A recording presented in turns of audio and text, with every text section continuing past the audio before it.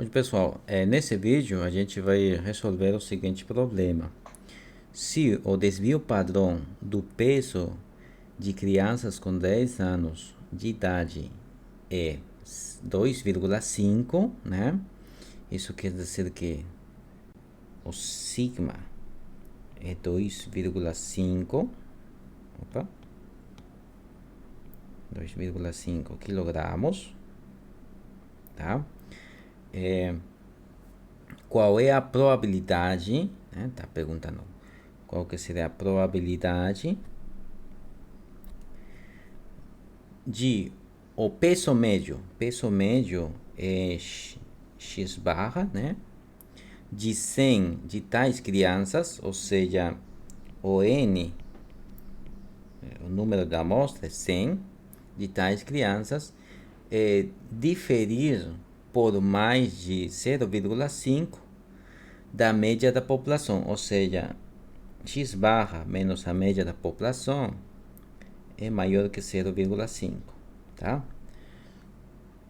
Está pedindo calcular essa probabilidade. Só que a gente não sabe se essa diferença aqui ela é positiva ou negativa. Se você fizer desse jeito, né? Poderia ser que a diferença nesse caso seria mu menos x barra. Então, aqui a gente tem que adicionar o valor absoluto, né? Para garantir a positividade dessa diferença. Tá? Então, a questão está pedindo calcular essa probabilidade, certo? Então, nesse caso aqui, você percebe que a variável que a gente está analisando, nesse caso, é o x barra, tá? É a média da amostra, tá? E o mu seria um parâmetro, né? O parâmetro da média da população, tá? Então, o x barra, vamos supor que ela se comporta, né? Ela se comporta como uma distribuição normal, tá? Então, para isso, a gente teria que mudar de variável, né? Para uma variável c. Para mudar de variáveis, lembre-se de que a gente tem que dizer c igual a, né, x menos mu sobre desvio padrão. Sim? Só que como a gente está trabalhando com x barra, o sigma também tem que estar relacionado a x barra. Então precisamos encontrar sigma de x barra, tá? Então, para mudar a variável, certo? Então,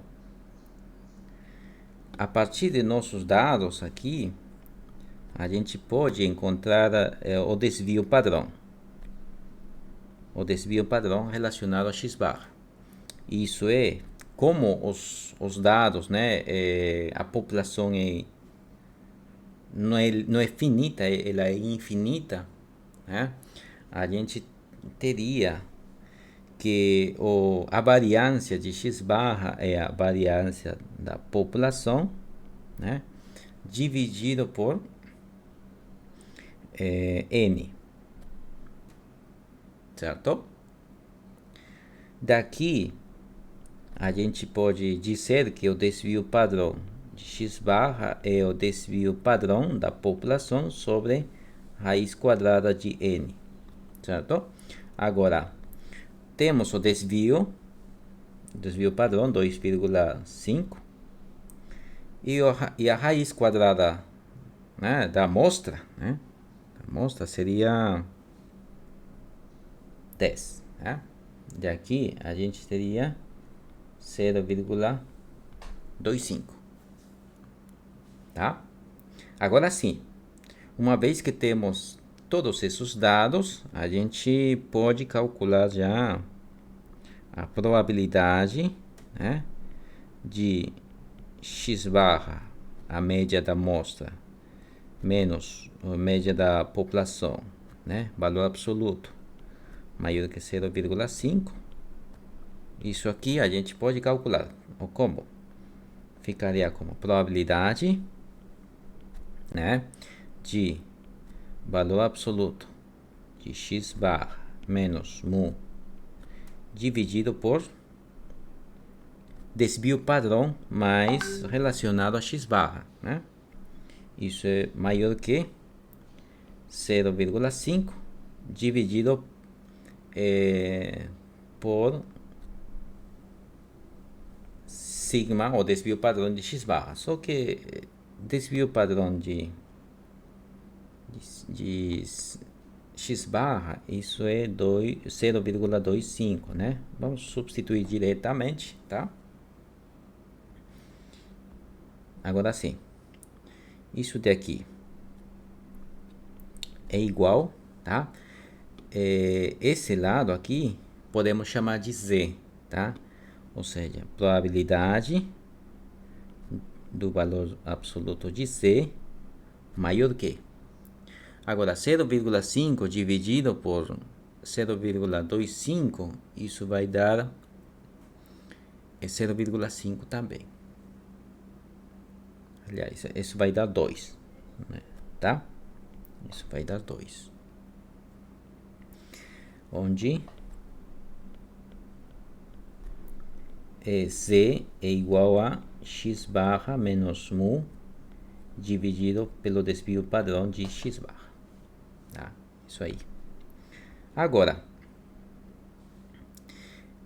a gente pode calcular essa probabilidade, né? Para calcular essa probabilidade, a gente tem que fazer uso da tabela, tá?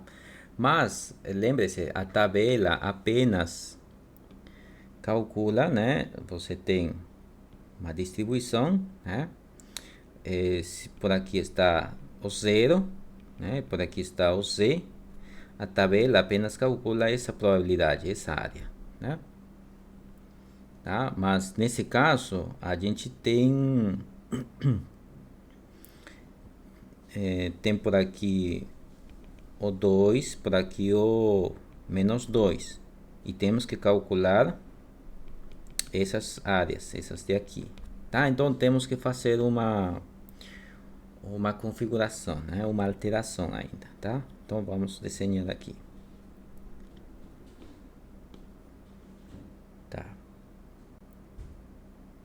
Eu tenho uma certa distribuição, tá? Distribuição normal, tá? Então aqui eu tenho 0, né? Que é a média. Eu tenho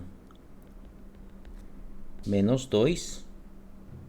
Eu tenho por aqui 2, tá? Se você pegar um valor C, por exemplo, 3 é maior que 2, né? O 3 estaria por aqui, tá? Então, como o 3 está para a direita de 2, a região que a gente tem que calcular a área é essa parte, tá?